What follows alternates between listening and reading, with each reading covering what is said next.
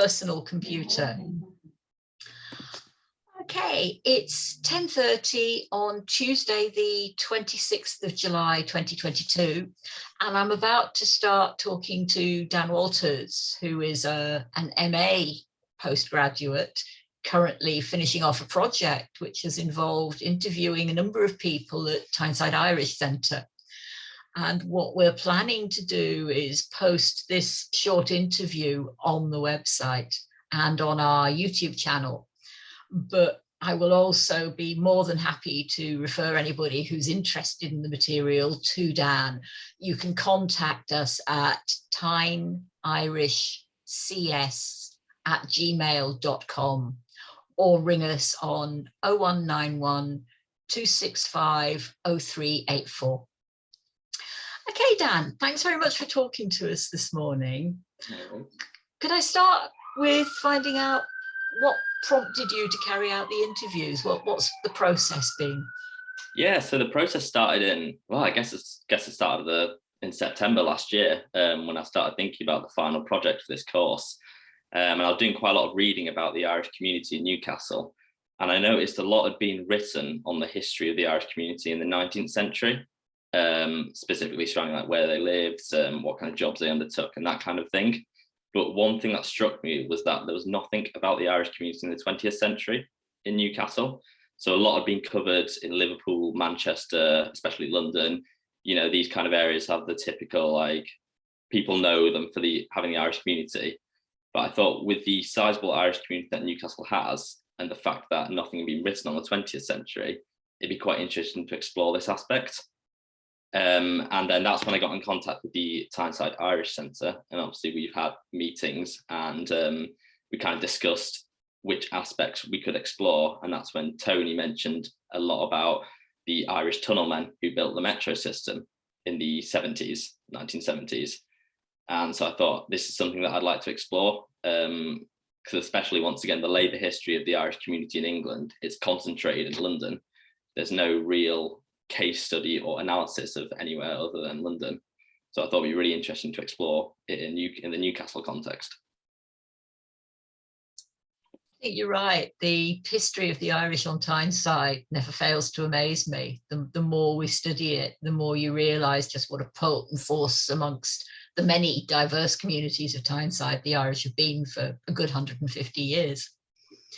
Were you able to talk to some of the people who'd actually worked on the metro system? Were you able to get in touch with the tunnellers themselves?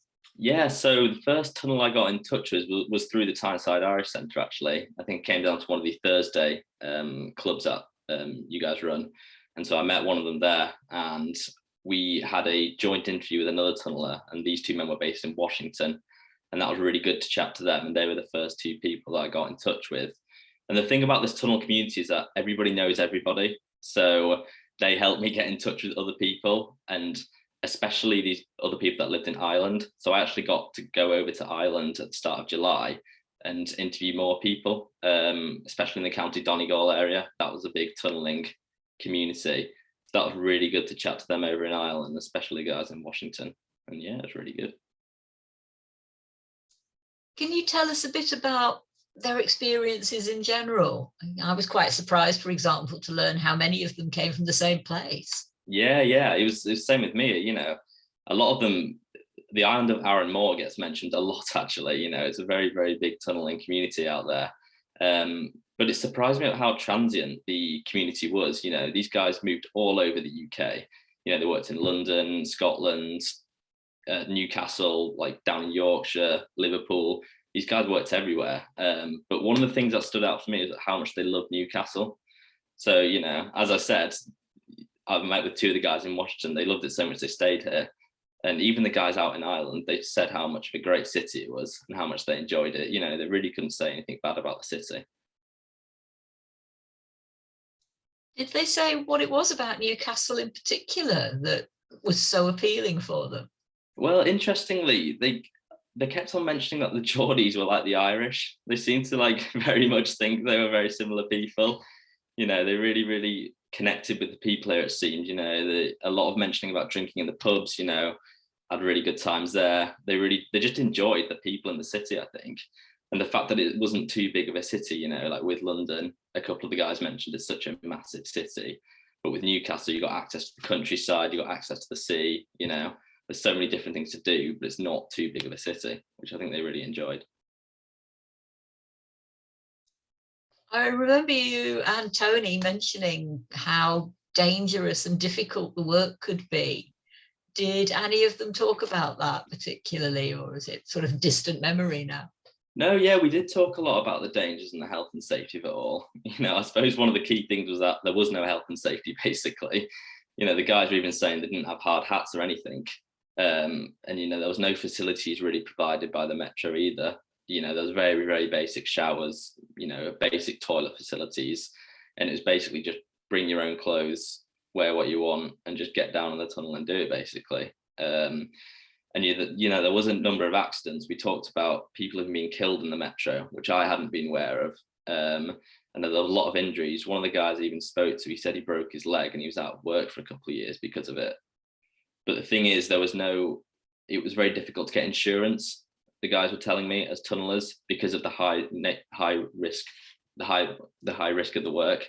So, you know, if you were injured, you got your sick pay, but that was it basically. So it was such a dangerous work. But the thing about that is that they did get paid more because of, you know, what one guy described it as was danger money, you know. So you got paid this extra money because it was so risky, the work.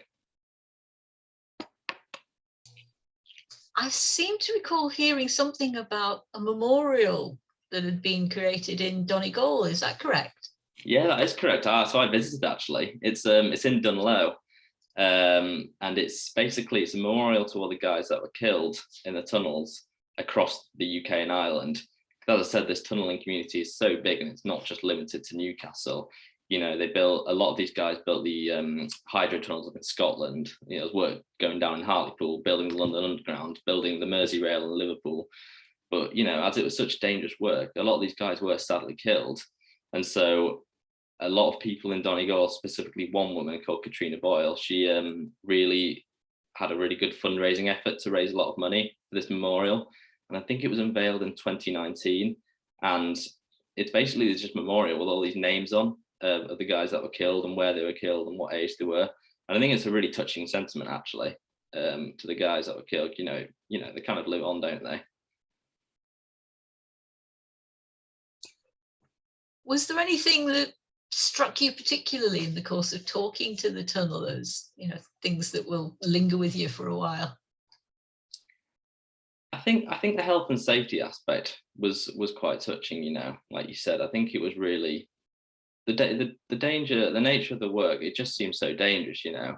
And I was just so shocked to hear about the conditions that they worked in. And I was thinking, like, you know, these days you wouldn't work like that. Do you know what I mean? And I suppose the fact they enjoyed Newcastle so much, you know, it was so nice to hear how much they loved the city. And I think, you know, the fact that they talked so much about the pubs, and, you know, they did talk a lot about the Irish Centre, and specifically the old Irish Centre up on, I think, is it Westgate Road or Westmoreland Road? I can't remember which one. You know, there's a lot of talk about that. And they said, you know, a lot of the guys used to go visit up there, and they just really, really enjoyed it. You know, the fact that there wasn't a bad word said about it, it was so nice to hear, you know. What are you going to be doing with the material that you've collected? Do you have plans for it? Yeah, so hopefully, obviously, I'm doing public history, so I don't want the material just sitting in an archive, because, you know, what's the point of collecting all these stories for them just to sit in an archive for only a few people to listen to, you know? So it's about bringing them to life, really. So I'm hopefully going to be producing a booklet with a number of photographs, and so I'll be working on that over the coming month. And also, I'm hopefully going to be appearing on a podcast series. It's called Voices from the Northeast. So I need to plan that and get in contact with them, but early talks have been promising. So that'd be quite good. And hopefully I'd go on there, have a little chat with them, and then, you know, play some of these audio clips and just have a bit of a discussion about them. And then obviously this interview here. That's been really interesting. And I look forward to hearing the podcast. We'll put details of it on our website once that's done.